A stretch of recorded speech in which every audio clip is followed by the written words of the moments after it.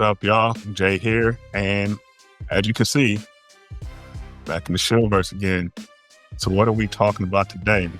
Well, first of all, to start this, y'all know, we run with Gunn over here. So here's what we're going to talk about today. We're going to talk about the profitability of these two universes, pretty much profit and losses. What did the Snyderverse do versus what the James Gunn DCU universe is doing? Because this is the big thing. You got, these different movements out here, people out here talking about what were the gains of this universe versus the losses of this Superman 2025 profit at all. When at the end of the day, if they lost $1, they're like down with the universe versus how profitable or non-profitable the Snyderverse was. So we're going to jump into this, and I'm not finna run around at all these different outlets and try to take these numbers, even though I have done that. I've seen the numbers and stuff. I just did not feel like compiling them all specifically, because that's why we have tools these days. The same way I have this camera and this microphone and this software, I have ChatGPT, just as you do. So let's bring this up on the screen so you can take a look at a couple of things, all right? All right, so we have the Snyderverse right here. And we have the different profits, or these are the movies that they included into the Snyderverse. And I actually have added the Flash movie on here also because that was part of the Snyderverse. Don't forget that. So here's the profitability from each movie, okay? And I'm going to break some stuff down at the end of the day with this. So Man of Steel, 2013, profited $42.7 million. Mind you, this was not coming off of the heels of another universe. This was not being panned by a whole legion of people pissed off about anything, because the last Superman we had before this was Brandon Routh, which, we all pretty much said that was not a good Superman movie. It wasn't horrible, but it wasn't good. He didn't even throw punch the whole movie. We understand that, right? But that movie only profited $42 million. And it's one of my favorite Superman movies. Batman vs. Superman, Dawn of Justice. The first movie to have Batman and Superman and Wonder Woman in it. It had the Trinity in it, and it only profited $105 million. That's it. Okay, I guess. We had the Suicide Squad, which they were saying profited $158 million, which is a movie that had Will Smith, Margot Robbie. It had a pretty good cast to it. Wonder Woman, the very first Wonder Woman movie, profited $252 million. That's nothing to sneeze at, right? Nothing at all. And then you have the Justice League, which was at a deficit of $60 million. That movie lost $6 million. A movie that has Superman, Batman, The Flash, Aquaman. We had got Darkseid in there. We had Lex Luthor in there, and it lost $60 million. And then we had Aquaman, which profited at $260 million at the stakes here, right? Cool.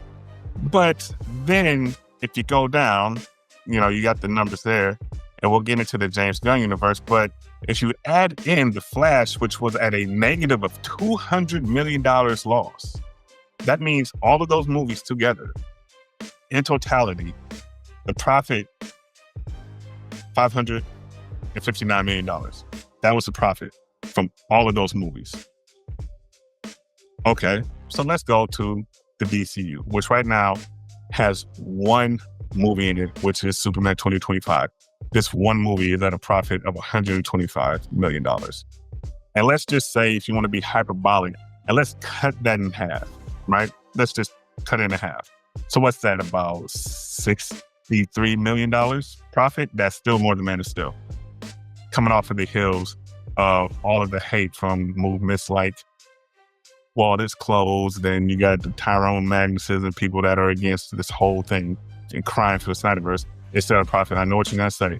2013 to 2025 inflation. I understand that. Okay. So we get that.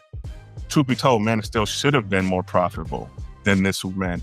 This Superman having any type of profit is a win. Okay. So yeah, but at the end of the day, it's still, out in front of the Man of Steel. But why are you guys clamoring for a universe that, out of all of those movies, you have $1 billion movie, and then you have all of these, the faltering of the Batman versus Superman movie. You guys still want this universe that was marginally profitable for all those movies that profited roughly $600 million. Yeah, I guess that's a win. See, the thing is, you guys have Zack Snyder who gets on here. He puts a picture up of Batman and a picture up of Superman from the movies that he did before, which gives you guys some type of weird, delusional hope that it's coming back, and it's not.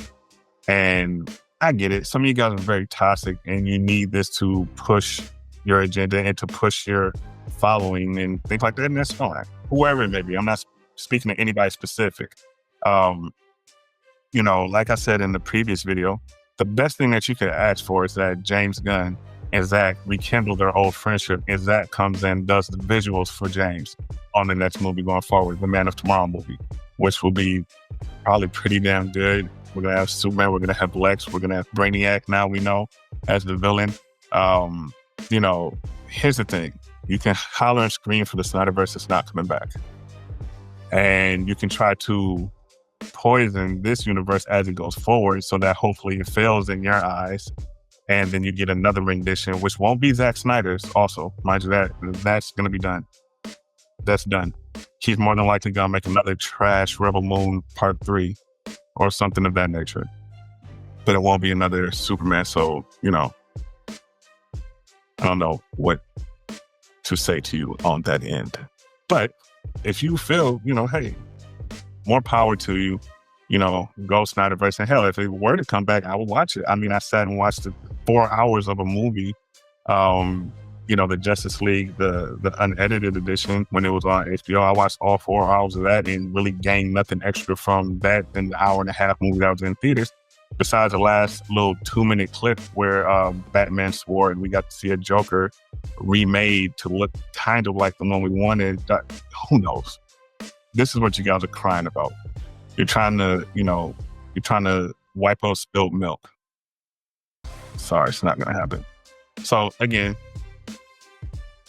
right there, one movie in, this universe is profitable. It's more profitable than the initial entry to the Snyderverse. But if you want to add inflation, yes, Man of Steel is okay, cool. Man of Tomorrow is going to be very profitable. Supergirl is going to be extremely profitable.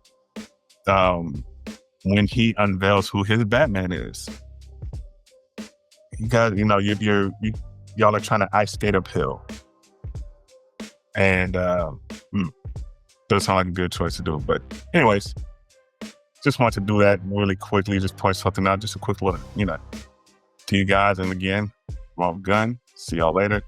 And the next Shillverse is actually not going to be DC based because I'm gonna give you guys time to let all of this stuff kind of happen and soak in, and just kind of, you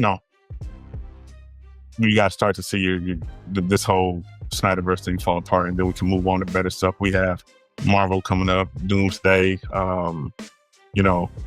See if people can be positive about that, or if they cry because there's a female superhero in it and they think there shouldn't be one, because everything is woke these days to people, I guess. It depends on how you want to go about it. So, but anyways, I'm Jay. This is Shillverse.